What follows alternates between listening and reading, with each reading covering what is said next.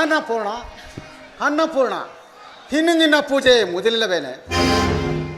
ಅಲ್ಲ ಕಣೆ, ದೇವರ ಫೋಟೋ ಮುಂದೆ ನಿಂತು ಭಕ್ತಿ ಪರವಶಾಲಾಗಿ ನಿಂತು ಬಿಟ್ರೆ ಯಾರು ಬಂದು ಅವರು ನಿನಗೆ ಗೊತ್ತಾಗಲಿಲ್ವಲ್ಲೇ? ರೀ, ನಮ್ಮ ಮನಸ್ಸಲ್ಲಿ ಶ್ರದ್ಧೆ ಭಕ್ತಿಯಿಂದ ದೇವ್ರ ಜ್ಞಾನಗಳಿಂದ ಪೂಜೆ ಮಾಡ್ಕೊಂಡು ಹೋದರೆ ಎಲ್ಲವೂ ಒಳ್ಳೆಯದೇ ಆಗುತ್ತೆ ಅನ್ನೋದು ನನ್ನ ನಂಬಿಕೆ ರೀ. ನಮ್ಮ ಮನೆ, ನಮ್ಮ ಸಂಸಾರ, ನಮ್ಮ ಸುತ್ತಲಿರೋ ಜನಗಳು ಎಲ್ಲರೂ ಚೆನ್ನಾಗಿರ್ಬೇಕು ರೀ, ಅದೇ ನನ್ನ ಆಸೆ. ಅನ್ನಪೂರ್ಣ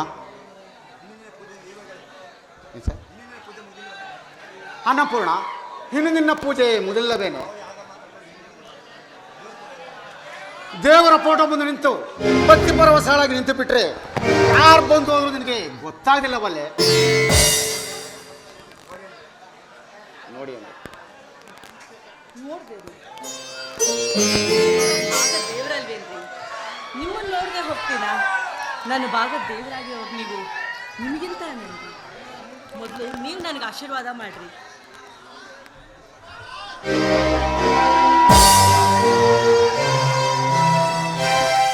ಅನ್ನಪೂರ್ಣ, ನಿನ್ನ ಒಂದೊಂದು ಮಾತುಗಳು ಮುತ್ತಿನ ಮಳೆಗರೆಯುವಂತೆ ನನ್ನ ಹೃದಯವನ್ನು ಸ್ಪರ್ಶಿಸಿ ಆನಂದವನ್ನು ಉಂಟು ಮಾಡುತ್ತಿವೆ. ಹೀಗೆ ನಿನ್ನ ಜೊತೆ ಮಾತಾಡ್ತಾ ಇದ್ರೆ ನನಗೆ ಒತ್ತು ಕಳೆಯುವುದೇ ಗೊತ್ತಾಗ್ತಾ ಇಲ್ಲ ಕಣೆ.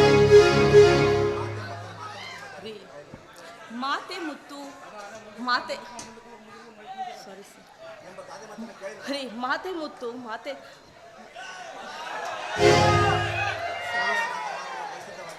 ರೀ, ನಮ್ಮ ಆಡೋ ಮಾತು ಪರಿಶುದ್ಧವಾಗಿದ್ರೆ ನಮ್ಮ ಸಂಸಾರ ಆನಂದ ಸಾಗರವಾಗಿರುತ್ತೆ.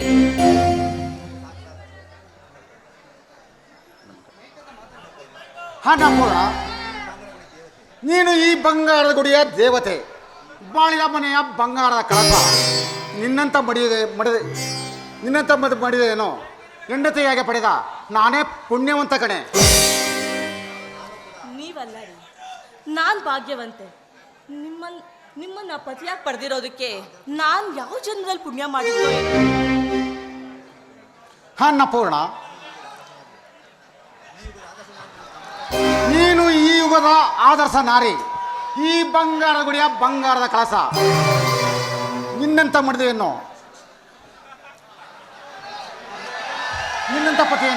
ಮಡದಿಗೆ ಪಡೆದ ನಾನೇ ಪುಣ್ಯವಂತ.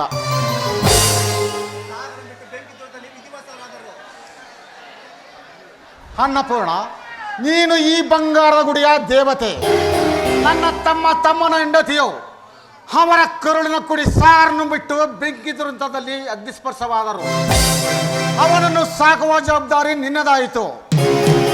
ನಿನ್ನ ಹೊಟ್ಟೆಯಲ್ಲಿ ಹುಟ್ಟಿದ ಆದರ್ಶ ಮತ್ತು ಅಮೃತಳಿಗಿಂತ ಹೆಚ್ಚಿನ ಪ್ರೀತಿ ವಾತ್ಸಲ್ಯವನ್ನು ಅವನ ಮೇಲೆ ತೋರಿಸಿ ಅವನಿಗೆ ತಂದೆ ತಾಯಿ ಇಲ್ಲದ ಕೊರಗನ್ನು ನೀಗಿಸಿದ್ದೀಯ. ತ್ಯಾಗದ ಪ್ರತಿರೂಪ ನಿನ್ನಲ್ಲಿ ತುಂಬಿ ತಳುಕಾಡುತ್ತಿದೆ. ಆ ತ್ಯಾಗಕ್ಕೆ ಬೆಲೆ ಕಟ್ಟಲು ಸಾಧ್ಯವೇ ಇಲ್ಲ. ಅನ್ನಪೂರ್ಣ, ಅಲ್ಲ ರೀ, ಏನ್ರಿ ಈ ರೀತಿ ಮಾತಾಡ್ತಾ ಇದ್ದೀರಾ? ಅಲ್ಲ ರೀ, ನನಗೆ ಇನ್ನೊಬ್ಬ ಮಗ ಇದ್ದಿದ್ರೆ ನಾನು ಪ್ರೀತಿ ವಾತ್ಸಲ್ಯ ಕೊಟ್ಟು ಸಾಕ್ತಾ ಇರ್ಲಿಲ್ವೇನು? ನೋಡಿ, ಸಾಗರ್ ಕೂಡ ನನ್ನ ಮಗ ರೀ, ನನ್ನ ಮಗ ಅವನು. ಅನ್ನಪೂರ್ಣ, ನಿನ್ನಲ್ಲಿ ಕಪಟ, ಮೋಸ, ವಂಚನೆ ಅನ್ನೋದು ಸ್ವಲ್ಪನಾರು ಇಲ್ಲವಲ್ಲೇ? ತ್ಯಾಗದ ಪ್ರತಿರೂಪ ನಿನ್ನಲ್ಲಿ ತುಂಬಿ ತುಳುಕಾಡುತ್ತಿದೆ. ಆ ತ್ಯಾಗಕ್ಕೆ ಬೆಲೆ ಕಟ್ಟಲು ಸಾಧ್ಯವೇ ಇಲ್ಲ. ಅನ್ನಪೂರ್ಣ, ಇವತ್ತೇನು ದಿನ ಅಂತ ನಿಂಗೆ ಗೊತ್ತೇನೆ? ಮರೆಯೋದಕ್ಕಾಗುತ್ತೇನ್ರಿ ರೀ? ಇವತ್ತು ನಮ್ಮ ಮದುವೆ ದಿನ ರೀ. ಈ ಶುಭ ದಿನನ ಮರೆಯೋದಕ್ಕಾಗುತ್ತಾ? ಆದ್ದರಿಂದ ಈ ದಿನ ನಮ್ಮ ಮದುವೆಯಾದ ದಿನ, ಇಬ್ಬರು ಸಂತೋಷದಿಂದ ಕೂಡಿ ಕಾಲ ಕಳೆಯಬೇಕಾದ ದಿನ.